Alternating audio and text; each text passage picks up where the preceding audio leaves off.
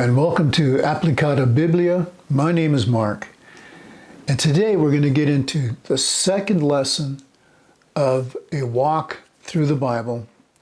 It's actually part of an original series I call Characters in the Bible, and that's how it shows up on my blog that I just put up. I'll give you a link to that if you want to follow along in the reading.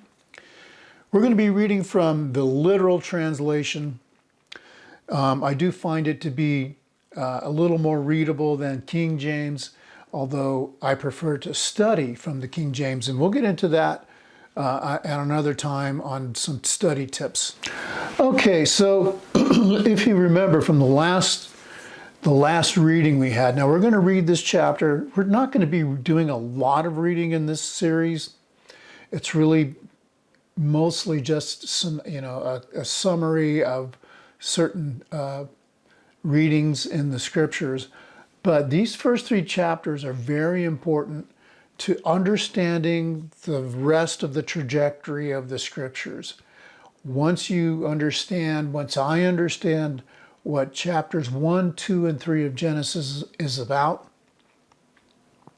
then we can find out what the rest of the books are going to be about. We are in Genesis chapter 2. So last time in this series, we looked at Genesis chapter 1. Now, in Genesis chapter 1, we see conclusively who Jehovah God is, who God is. And we talked a little bit how Jesus was there and all of that. But that is the main thrust of chapter 1. It shows the power of God, how it is that he created everything, and how it is that everything was made in order and for specific purpose. So here in chapter 2, we're going to get a little bit more into the creation and how it is that a woman was made. That to me is the pinnacle of creation, and we'll get into that. So let's get into the scriptures. It's Genesis chapter 2. And the heavens and the earth were finished, and all their host. And on the seventh day God completed his work with which he had made, and he rested on the seventh day from all his work which he had made.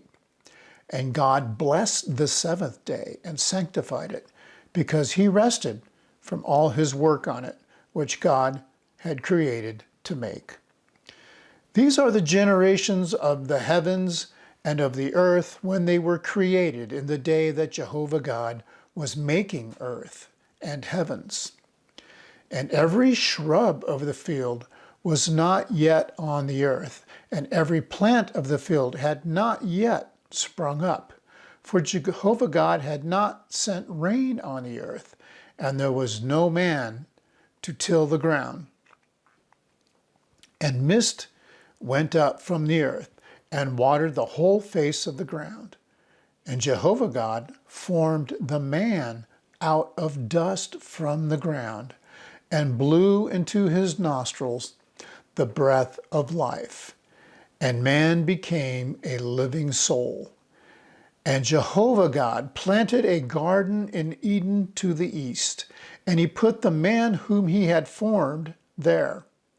And out of the ground Jehovah God made to spring up every tree that is pleasant to the sight and good for food. The tree of life was also in the middle of the garden, and also the tree of the knowledge of good and evil. And a river went out of Eden to water the garden, and from there it was divided and became 4 heads. The name of the first was Pishon. It was surrounding all the land of Havilah, where gold is. The gold of that land is good. There is bdellium gum resin and the onyx stone. And the name of the second river is Gihon. It is the one surrounding all the land of Cush. And the name of the third river is Tigris. It is the one going east of Assyria. And the fourth river is Euphrates. And Jehovah God took the man and put him into the Garden of Eden to work it and to keep it. And Jehovah God commanded the man, saying, "Eating You may eat of every tree in the garden, but of the tree of the knowledge of good and evil you may not eat, for in that day you eat of it, dying, you shall die. And Jehovah God said, it is not good, the man being alone. I will make a helper suited to him. And Jehovah God formed every animal of the field and every bird of the heavens out of the ground, and he brought them to the man to see what he would call it. And all which the man might call it, each living soul, that was its name. And the man called names to all the cattle, and to the birds of the heavens, to every animal of the field, but no helper suited to him was found for the man. And the man said, this now, and Jehovah, I jumped ahead there. Verse 21, and Jehovah God caused a deep sleep to fall on the man, and he slept, and he took one of his ribs and closed up the flesh underneath. And Jehovah God formed the rib which he had taken from the man into a woman, and brought her to the man. And the man said, now this at last is bone from my bones and flesh from my flesh, for this shall be called woman, because she was taken out of man. Therefore, a man shall leave his father and mother and cleave to his wife, and they shall become one flesh. And they were both naked, and the man and his wife, and they were not ashamed. Okay, there's a lot in there. But basically what we have here is a reiteration of the creation, but it's more focused on the creation of a helper for mankind, and that is the woman.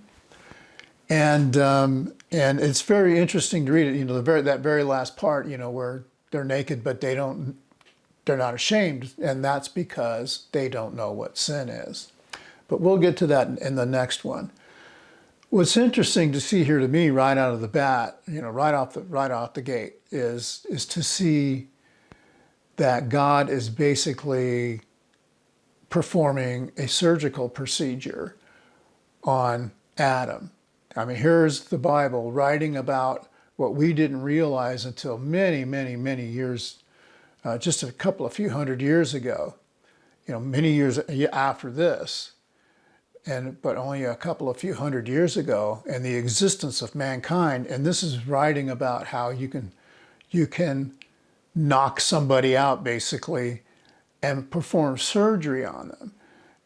So, to me, that's just a proof. That's just an evidentiary proof of the authenticity of the scriptures. So, on my blog, which is basically the lesson sheets that I made up for the classes where we have church, I ask these next questions. I say, just read the chapter and describe the place made for Adam and Eve in verses 8 and 9, and this is Eden. And we make the assumption that it's this lush garden, and Adam was to tend the garden, take care of it.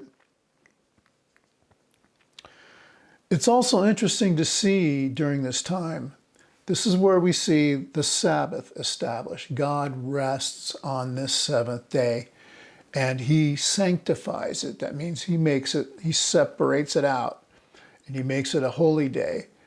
And so you see that moving forward. This is why these first 3 chapters are so important. Moving forward, we're going to see the Sabbath become a very important day for God's people. God is the one who causes the garden to grow. And then he makes this woman for Adam. And in the meantime, before he makes the woman, he really wants Adam to see his own need for this helper. So he has all the animals pass before Adam. Adam names them, but out of all of those animals, of course, he's not going to find a suitable mate.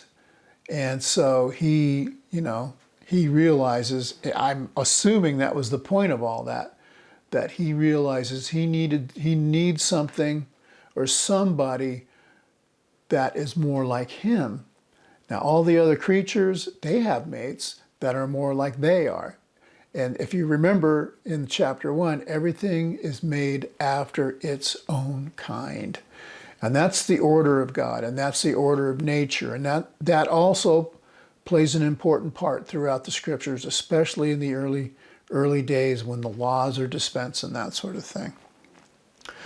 So Adam sees that he doesn't have this, there's no helper that's suitable on the earth yet. And so God makes him one. So what were Adam's restrictions in 16 and 17? It's pretty simple. It's a very simple sort of covenant. And I say covenant only in the sense that God's telling you what to do. He commands him. He says, look, you take care of the garden, and you can eat anything you want of any of the trees here, but don't eat from the tree of the knowledge of good and evil. And that is the only restriction that he has. So he's got it pretty good. And so we'll see in the next chapter that God is actually dwelling with them. And what I mean by that, he visits them, and they have a good relationship until mankind falls. So that was the only restriction within that covenant that we know of anyway, was to not eat of that tree. So why did God make Eve? When you look up the actual words, those Hebrew words, I think they're Hebrew, the word help means to surround. And the word meet, help meet, M-E-E-T, the word meet means to stand in front of. So the woman both surrounds the man, she becomes like him, and she personifies him as being part of him, outside of him as well. So this is the purpose that of a woman as she's made to help man. And, we will be getting into why we've seemed to have lost our way for that, with that, and why we think that our own wisdom is so much better than what God dispensed here. But this is the natural order of things. Let's see, what did I say here? This creation of woman is super highlighted, and this is something we have to understand. When we look at these two chapters, God makes everything, right? And then the next chapter, it's reiterated that he made everything. But then it comes time to make a woman, and the rest of creation stops. The idea is this is a very special occasion. And let me just put it this way. I asked the question, what is the word for cleave? Well, it means to impinge, or, like a woman is attached to her man. That's what it means. And this is a joining together that Jesus talks about in Matthew 19, where he says, therefore they are no longer two, but one flesh. Therefore, what God has joined together, let not man separate. And this is the way things are about many things that God puts together, not just, a husband and a wife. But and then there are some conclusions we should have about this, and that is that this is the joining of a man and a woman to become united in one walk They're both walking in the same direction. They both have the same purpose in life, and it should be focused on God. And those are where that's where you're going to find successful marriages. Not when they're looking to if a husband or wife is just simply looking to do what's best for them and not for their family. That's when we start finding issues. When we start thinking about, well, what are you bringing? And we're going to get more into that. I'm going to have some separate videos about the issues with the way we look at marriage nowadays and our relationships. But this shows that importance, and so we're going to see that play out throughout the rest of the scriptures. The idea that marriage itself is something that God takes very seriously, and He expects the man and the woman to honor that role and not try and tear it apart and do everything that they need to do, which is basically exercising love, because love isn't always easy. Exercise love that you may complete your mission as a man and a wife. And that's really it for this in my mind anyway. There's a lot of other things in here that are important to see.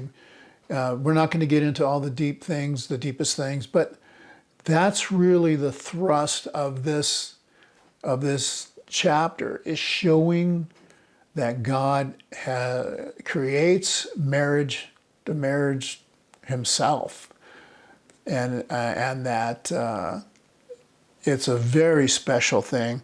And it is not, as Jesus says, something that should be torn asunder. That will be important moving forward for mankind until even today. And it's still very important, although I think, unfortunately, our society doesn't take it as serious we don't take it as serious as we should. Okay, that's it. So in the next chapter, we're going to find the fall of mankind and the issues that lead to that and what that means to mankind moving forward. And then we'll start getting into other characters like Cain and Abel and Noah and all these guys. So thank you very much for coming and listening. And this is a longer series of the walk through the Bible. And we're just studying characters and how God deals with His creation.